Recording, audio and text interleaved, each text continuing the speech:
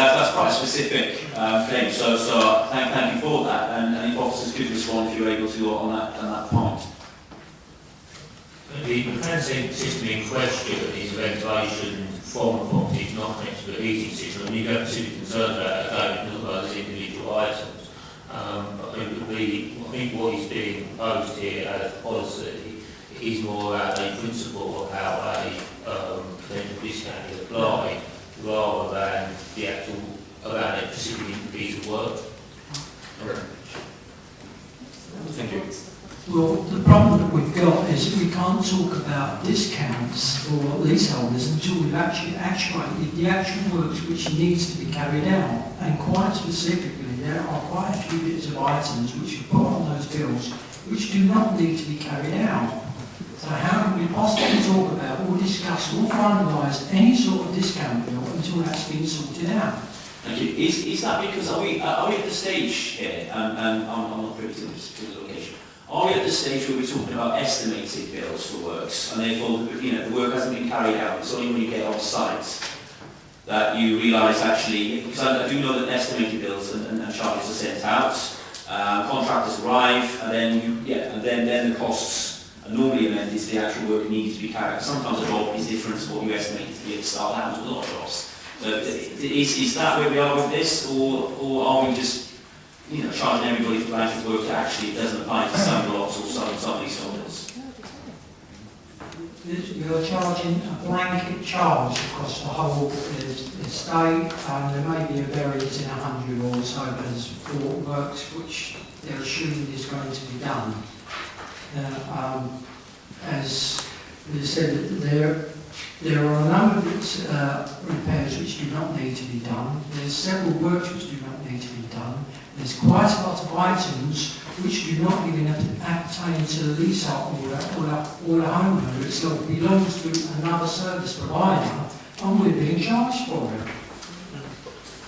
There seems to be an issue here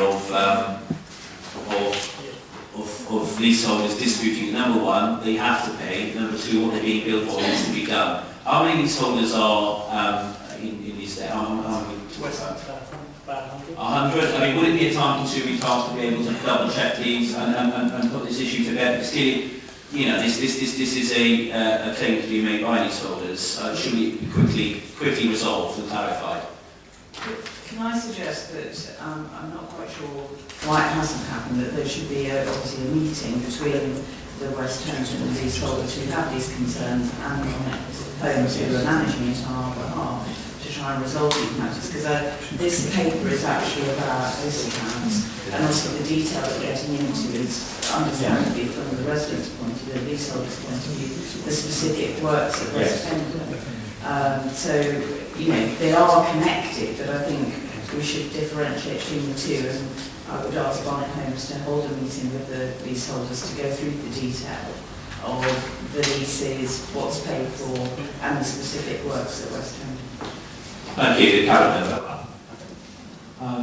We have done some formal consultation which we're required to do, where we give leaseholders an opportunity to make observations in the 30-day period. We've had observations from something like 25 leaseholders with multiple issues, and we've responded to all of them. Clearly there are some issues which still need further clarity on, quite happy to, but we have had meetings with several leaseholders as well. So, Cabinet member, and then actually the resident Jasmine Parsons would like to ask a question. if we could, if there are specific points, very happy to take those up.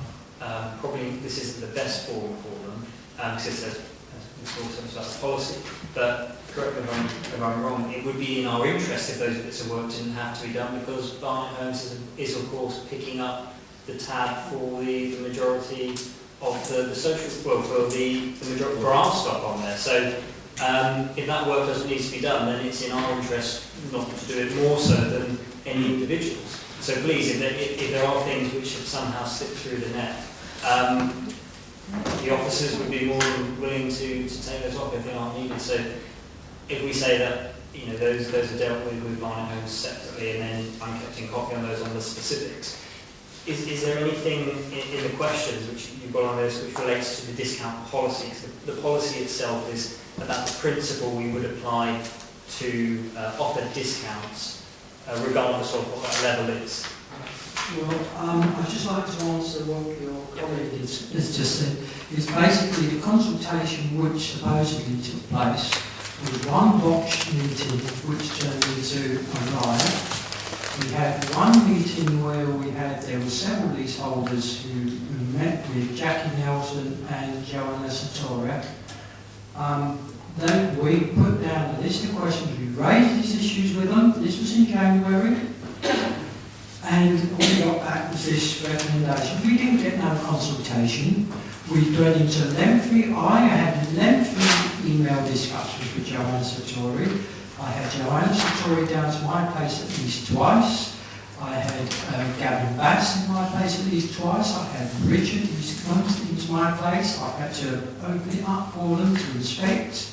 So I've had at least 3 inspections in my masonette alone. I've been round to several other masonettes to also guide it. I've also been to the electrical parts. I've walked around to parts of the estates and pointed out several items. And yet nothing, and I repeat, nothing has come of it. All that work and all that pointing out for the council, and all we had was one botched meeting, one meeting where we put out all the thing, and I wrote it down, they took everything away, all the issues which we raised, which I've just raised here now. Nothing has come back about that, and all we got was this one document statement they were going to give us this policy on this formula, and tough, if you don't like it, swallow it, which is not good enough. Well, clearly this report tonight is about the discounts. And we are offering a discount. I think we're talking about the discussion that's veered off to, people who rebuild the works that doesn't need to be built, and also that the lease, they're not liable for the works also. So I think we are sort of widening the net here. I think to discuss individual lease issues in a group environment probably is not constructive anyway, because you've got different residents with different leases, and that's going to be extremely confusing. So I think that needs to be handled individually with individual leaseholders. But on the issue of the discounts, the representations have been made to that group, and we as elected members here will decide on that a bit later on in the meeting. But in terms of Barnet Homes facilitating leaseholders' concerns about their individual leases, we do need proper consultation with leaseholders and to actually bring their lease with them. And if they haven't got a copy, surely we have, Yes. with this signature on the time they bought the flat or the leasehold. And then we can be, it should be a pretty straightforward issue to iron out. I'd also like to point out another thing is that in the haste that Nottingham seems to have started putting all the new works in exactly the same buildings which are now going to be pulled down. Whereas the buildings which are going to be lasting at least another 5 to 10 years, we're going to wait until the end. So you're now spending money, when you're talking buildings, renewing all these buildings, and then what you're going to do, you're going to chuck all this brand new equipment away, or you're going to take it out and reuse it in Marsh Drive for that. Because then it's another waste of money. You're wasting over £1 million on this works, which doesn't need to be done. I mean, it's ridiculous. On the issue of the works and justification for it, I want to seek clarification from Barnet Homes. My understanding is that is this electrical rewiring for safety rewiring? Yes, and it's happening across the borough. The reason being there have been some fires elsewhere in the country with this sort of wiring, and there have been deaths. So I think if we were to stop doing this works tomorrow, and 2 weeks' time there was a fire and a death, I think, yes, there will be even more riots, I can assure you of that. So we're in a difficult situation here, but trying to alleviate it by offering discounts, because we do understand that the benefit of the works is only for a limited period. So it is a very difficult situation that we're in, and it's not a lot of options for us. That's my understanding of the matter. Councillor Daly, if you could expand on that further, and then we'll go back to the questions. Through you, Dave, if it is the case